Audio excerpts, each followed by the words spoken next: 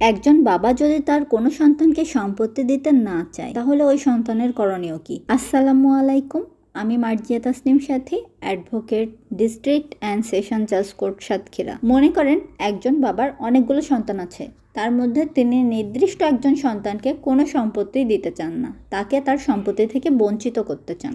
এক্ষেত্রে ওই সন্তানের করণীয় কি? চলেন বাংলাদেশের আইন এক্ষেত্রে কি বলছে সেটা জেনে নিই। তাছাড়া বাংলাদেশ যেহেতু একটা মুসলিম কান্ট্রি, মুসলিম মেজরিটি কান্ট্রি, সেক্ষেত্রে বাংলাদেশে তো মুসলিম লই প্রযোজ্য, তো মুসলিম আইনে এটা নিয়ে কি বলা হয়েছে সেটাও চলেন জেনে নিই। কেননা বাংলাদেশের জমি জমা বা প্রপার্টি রিলেটেড আইনগুলো সাধারণত ইসলামিক লকে বেস করেই বানানো, এই জন্য আমাদেরকে দেখতে হবে বাংলাদেশের আইন এবং মুসলিম আইন কি বলছে।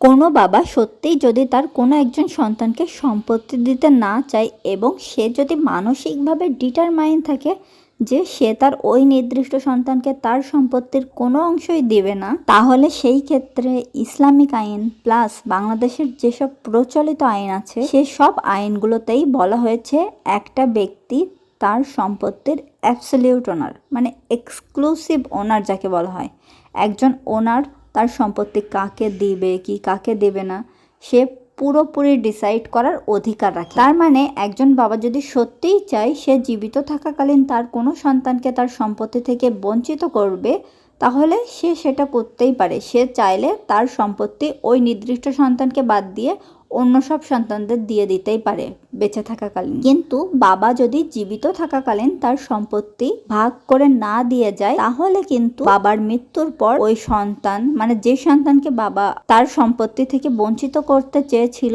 ওই সন্তানও নিয়ম অনুযায়ী, ইসলামিক নিয়ম অনুযায়ী, বাংলাদেশের প্রচলিত আইন অনুযায়ী ওই সন্তান তার বাবার সম্পত্তির ওয়ারিশ হবে। তার মানে বিষয়টা দাঁড়াচ্ছে যে বাবা জীবিত থাকাকালীন যাকে ইচ্ছা তাকে তার সম্পত্তি দিয়ে যাইতে পারে, কিন্তু বাবা যদি সম্পত্তি হস্তান্তর করার আগেই মৃত্যুবরণ করে তাহলে তার সব সন্তান বা তার অন্য আর যারা যারা ওয়ারিশ আছেন, যেমন তার স্ত্রী, কন্যা, পুত্র, এরা সবাই ইসলামিক নিয়ম অনুযায়ী তাদের অংশ পাবে, সেখান থেকে তাদেরকে আর বঞ্চিত করা যাবে না। কিন্তু জীবিত থাকাকালীন যদি তিনি তার একজন সন্তানকে বঞ্চিত করে বাকি সন্তানদের মধ্যে সম্পত্তি ডিস্ট্রিবিউট করে দিয়ে থাকেন, তাহলে আর ওই সন্তানের কিছুই করার নেই। এখন চলেন জেনে নিই পিতার মৃত্যুর পর তার সন্তানরা ওয়ারিশ হিসেবে কে কতটুকু অংশ পাবে। প্রথমে আসি মেয়ে। যদি কোনো মেয়ে সন্তান থাকে, শুধুমাত্র একজন মেয়ে সন্তান আর কোনো ছেলে সন্তান না থাকে, তাহলে সে পাবে মোট সম্পত্তির 50%। বাকি সম্পত্তি অন্য ওয়ারিশদের মধ্যে ভাগ হয়ে যাবে। আর যদি মেয়ে সন্তান থাকে 2 জন, তাহলে 2 জনে মিলে পাবে মোট সম্পত্তির 3 ভাগের 2 ভাগ অংশ, আর বাকি অংশ বাকি ওয়ারিশদের মধ্যে ডিস্ট্রিবিউট হয়ে যাবে। এরপর আসি ছেলে সন্তান। একজন ছেলে সন্তান হোক বা 2 জন ছেলে সন্তান হোক, সে পুরো সম্পত্তির মালিকানা লাভ করতে পারে। এরপর আসি স্ত্রী কতটুকু অংশ পাবে।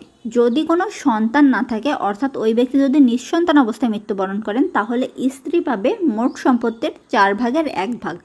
আর যদি কোনো সন্তান থাকে, সেই সন্তান ছেলে হোক বা মেয়ে হোক, তাহলে স্ত্রী পাবে মোট সম্পত্তির 8 ভাগের 1 ভাগ।